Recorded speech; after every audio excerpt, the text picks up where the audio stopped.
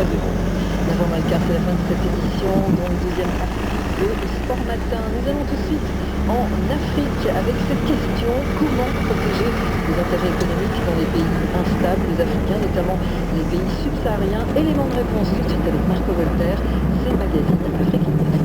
Bonjour à toutes et à tous, bienvenue pour cette nouvelle édition d'Afrique Invest. Menace terroriste, coup d'État, insurrection, comment protéger les intérêts économiques en Afrique subsaharienne entre souveraineté des États et des multinationales qui font appel à des sociétés de sécurité privées? Eh bien, la question reste épineuse, d'autant plus avec le boom énergétique qui demande à surveiller de plus en plus de gisements. On en parlera dans quelques instants avec Bernard Jacquemart de Sécurité Sans Frontières. Mais avant cela, rapidement ces deux informations du bloc-notes, et ça y est, le deal est parfait. Attijari Wafa Bank prend le contrôle de la Banque internationale pour l'Afrique au Togo.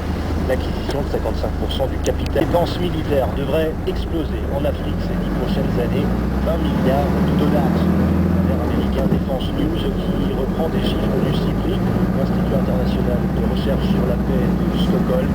Un boom qui accompagne en fait l'essor du secteur énergétique et les découvertes de nouveaux gisements, que ce soit l'Ouganda, le Mozambique ou encore la Tanzanie à l'est, bien le Nigeria à l'est et bien d'autres pays sont encore concernés. Il faudra bien sécuriser tous ces sites d'exploitation.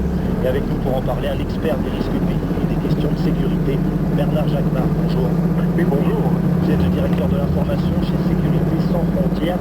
Comment font donc aujourd'hui les multinationales pour sécuriser leurs sites et protéger leurs entreprises? D'abord, la protection des sites est diffère en fonction des lois locales. Donc ça diffère entre pays. Il y a des pays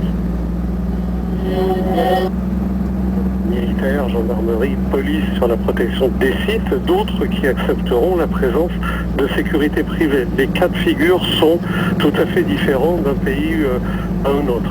Si on se souvient, au mois de janvier, l'attaque contre In Amenas en Algérie, la sécurité des sites était confiée aux autorités algériennes. À la suite de l'attaque,